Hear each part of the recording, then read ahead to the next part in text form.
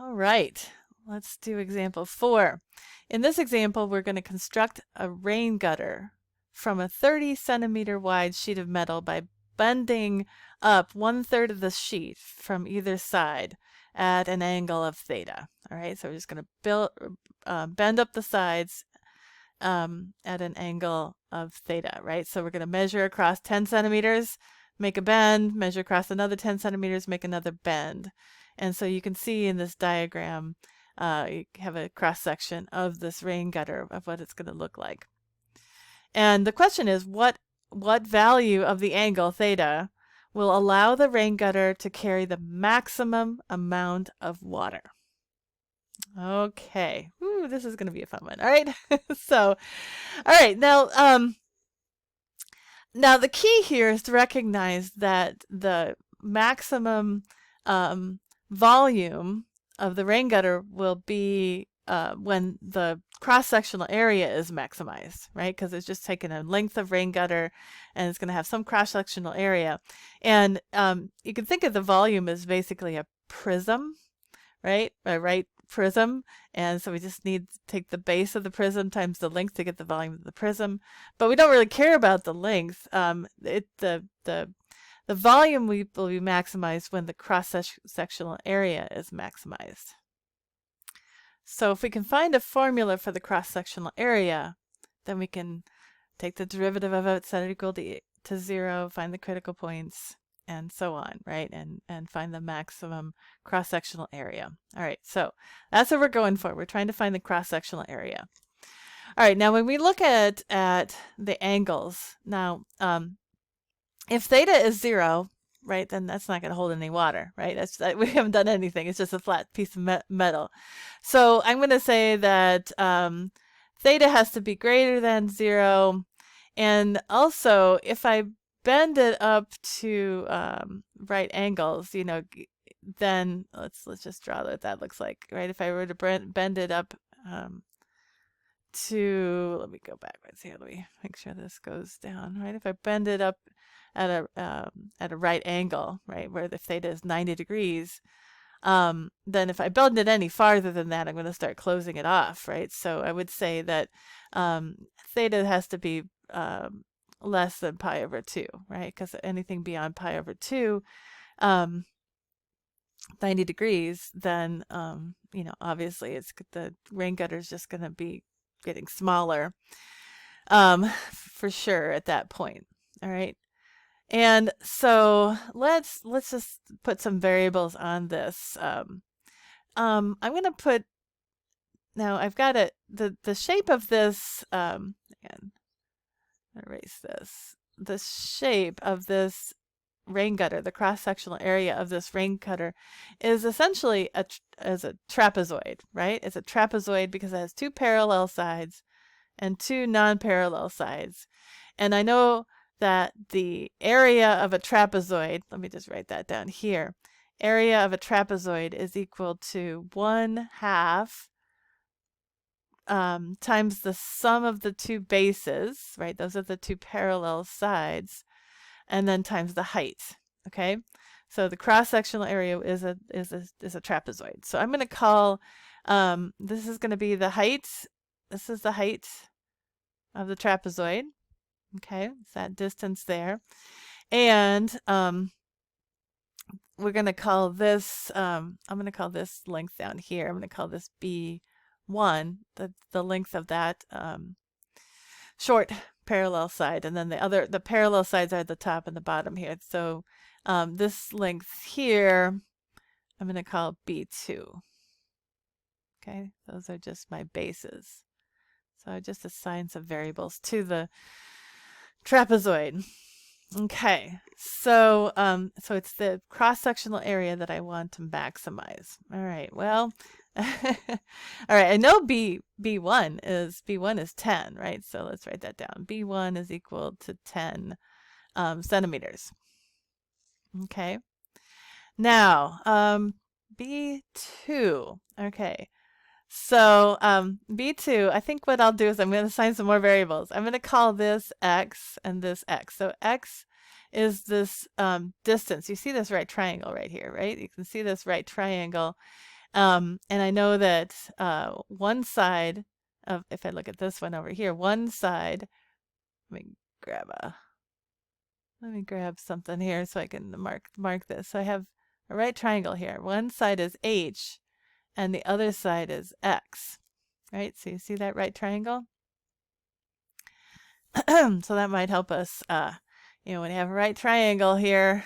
Okay, so then I can use the Pythagorean theorem, or I could use trigonometry. So b2, if I assign those variables, then b2 is equal to 10 plus 2x. Okay, because I assigned a length to that side of the right triangle. All right, so now now we also have h. All right, so let's use a little trigonometry here. We're going to use a little trigonometry. So again, we got this right triangle. I know that the sine of theta is equal to, right, it's opposite over hypotenuse, right? So it's going to be h is the opposite side length because that's the height, over 10. 10 is the hypotenuse. Okay, and I can rearrange that and I can write h is equal to 10 sine of theta, right? Now I know I'm trying to find the angle, right? The angle that maximizes the volume of this rain gutter. So I would kind of like to have my equation in terms of theta. So I think this trigonometry is going to help, right? I can write everything in terms of theta. So cosine of theta is equal to, is going to be, it's adjacent over hypotenuse, and the adjacent side is x. So that tells me that x is equal to 10 cosine of theta. All right. All right, we're getting there, we're getting there, we're getting there. Okay, so now we have h and x both expressed in terms of the angle, because we need to express this cross-sectional area in terms of one variable, and ideally it would be theta, right? Because that's where we're trying to find the angle that maximizes the volume. All right, so let's now rewrite this area, this cross-sectional area formula in terms of theta. All right, so we have 1/2 and then times times b1 plus b2. All right, so we're going to replace b1 with 10. And then b2 is going to be 10 plus 2 times x. But x is equal to 10 cosine of theta, right? So if I take 2 times 10 cosine of theta, I get 20 cosine of theta. Okay? And then, okay, so that's the b1 plus b2. And then the h is 10 sine of theta. Ooh, look at that. Now we have the whole thing written in terms of one variable. Okay, now, now I want to take the derivative of that, set it equal to 0, right? Because this is our objective function. This is our objective, is to, so all right, we could even write that up here, objective. Our objective is to maximize that area. Maximize that area. All right, so now I have it all written in terms of one variable. And so now let's just simplify it a little bit. I'm going to distribute that 1/2. Is that what I want to do? I also have this 10 sine of theta. Let's write this all out. I think what I'll do, I'm just going to take 1/2 times the 10 sine of theta. So then I get 5 sine of theta. And then I have 10 plus 10, which is 20, plus 20 cosine of theta. Okay. Now, let's see. I guess I could either distribute that, or to take the derivative, I'm going to have to use the product rule. So I think what I'll do is I'm going to bring out the 20. Let's just bring out that 20. Make it 100 sine of theta. and then times 1 plus cosine of theta. All right. This is going to be a little bit long video because this is kind of an involved problem. All right, so now I've got the formula for the area, the cross-sectional area, and that's the function that I want to maximize. So my next step is to take the derivative and set it equal to 0 and find the critical points. All right, let's take the derivative of this thing. I've got a product. I have a product of 100 sine of theta times 1 plus cosine of theta. So I have to use the product rule. Now I'm just going to leave the 100 out here and then take the derivative of this product, I think. I think I'll just do that. So, all right, so I need to take the derivative of sine is cosine. Okay, I'm just going to use the product rule.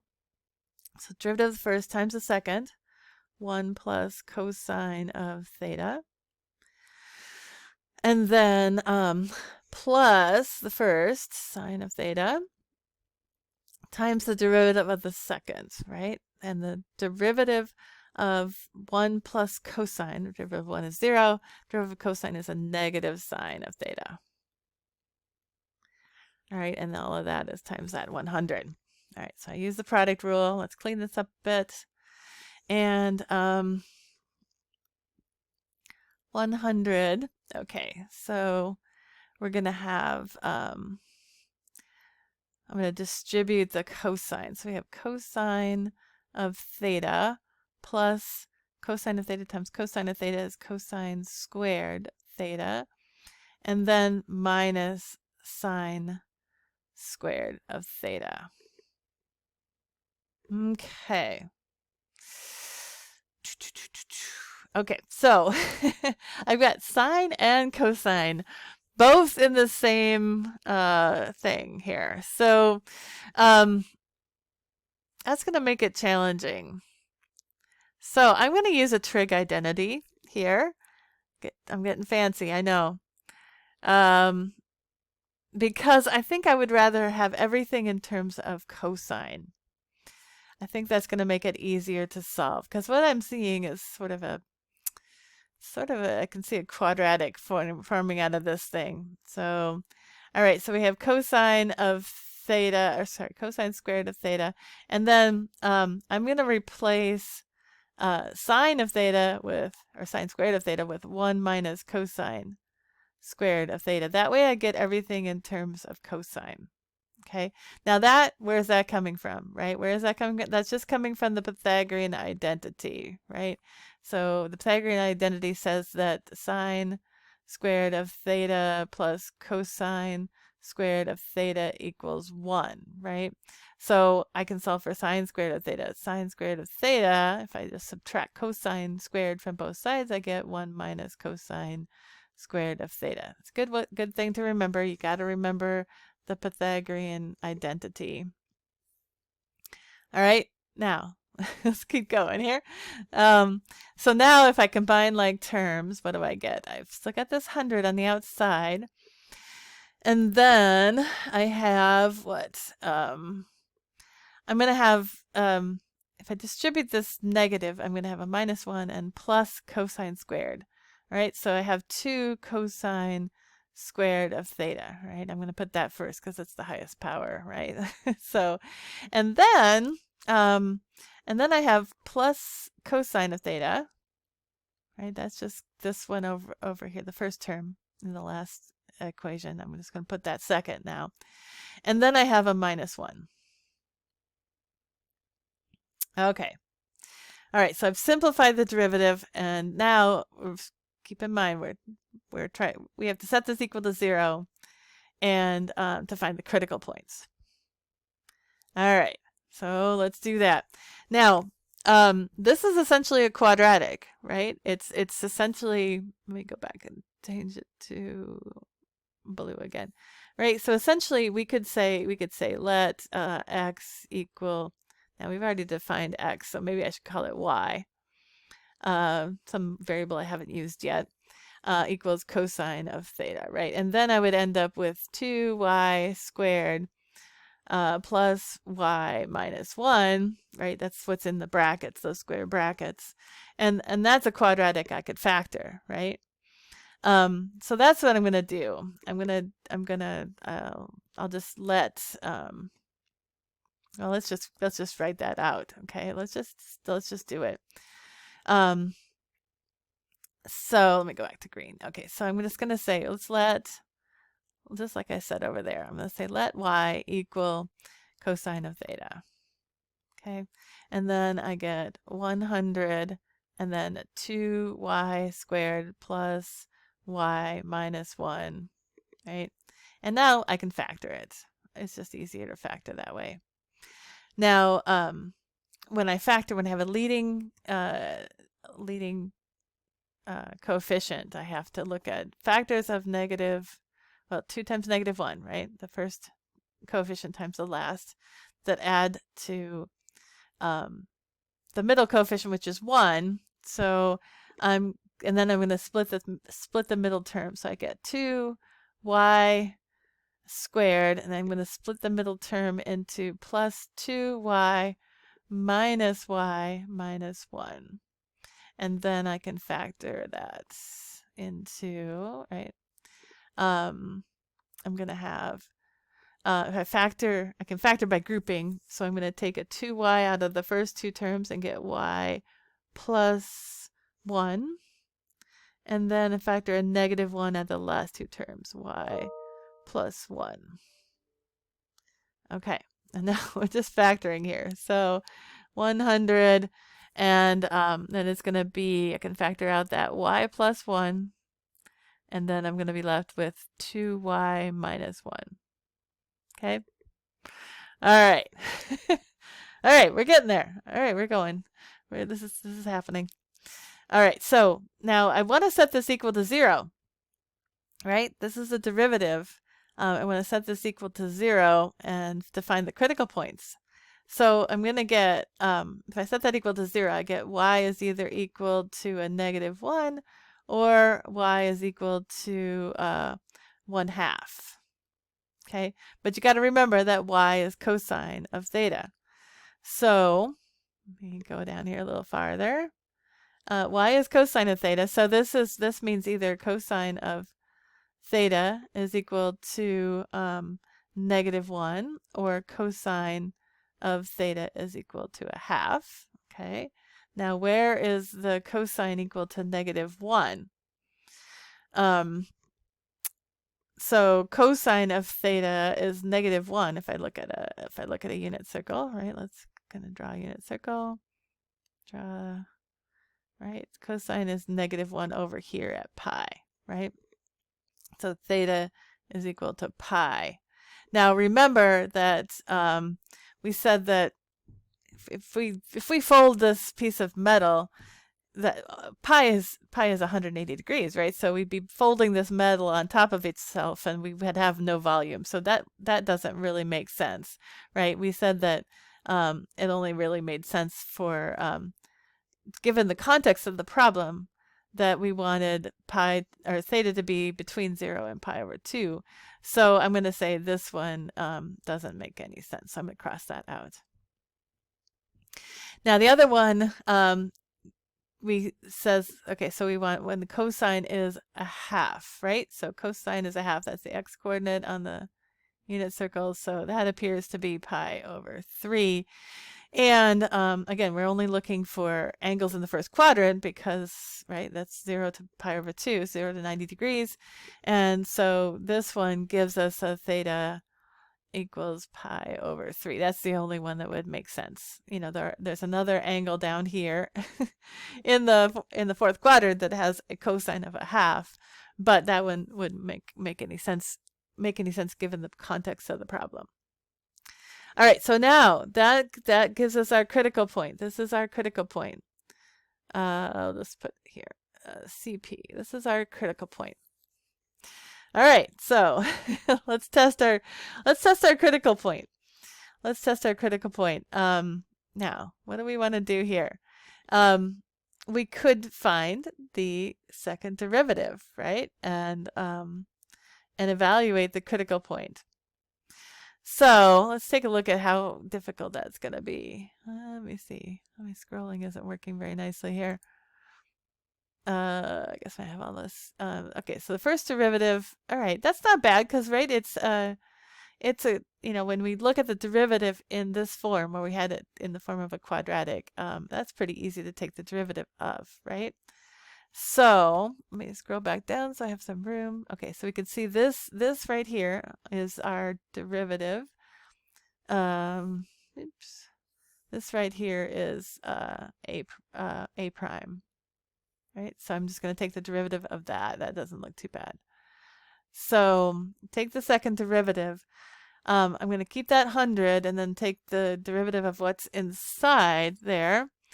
So I'm going to have now this is a cosine squared, right? So that's cosine times cosine, or I can just use the chain rule, right? It's the cosine to the second power. So I'm gonna bring down the 2, make that a 4, and then I have cosine of theta to the first power, and then the inside function is cosine, so I'm going to multiply that by the derivative of cosine, which is a negative sine. I'm going to put the negative hit here, so make it a negative sine of theta. And then derivative of cosine is a minus sine of theta, and then derivative of 1 is 0. Okay, now you can see these terms are all negative, and when the angle is in the first quadrant, sine and cosine are always positive. So this is less than 0, right? For, let me put it down here.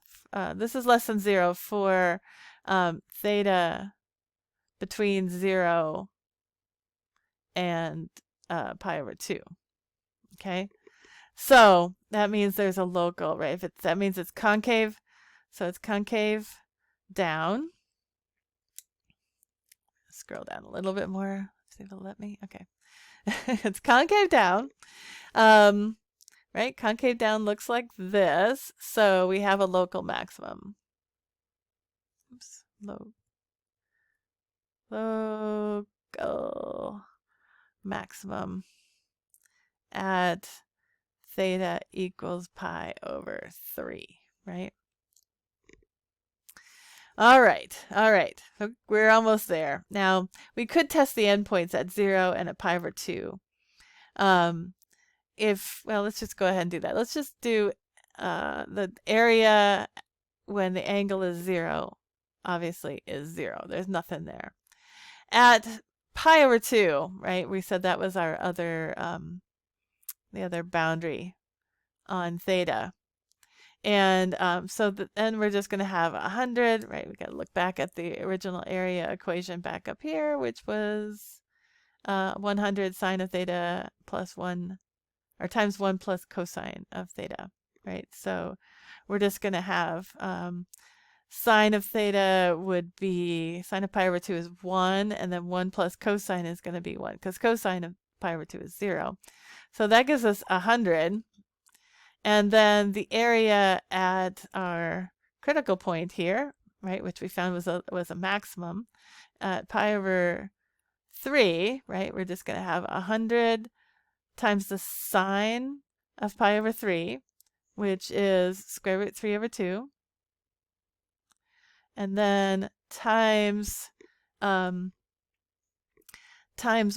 plus the cosine. So 1 plus the cosine is a half. All right.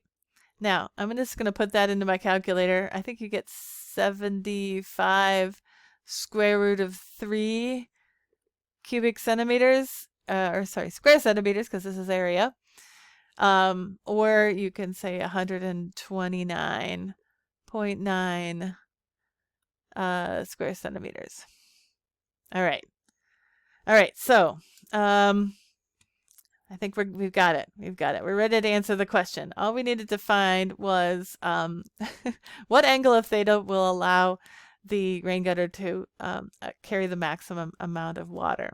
Okay, so the rain gutter. I'll just write the answer out. The rain gutter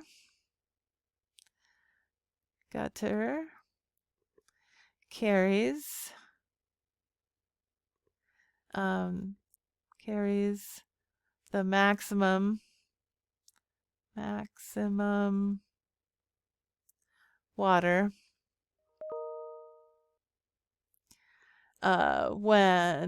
when theta is equal to pi over 3.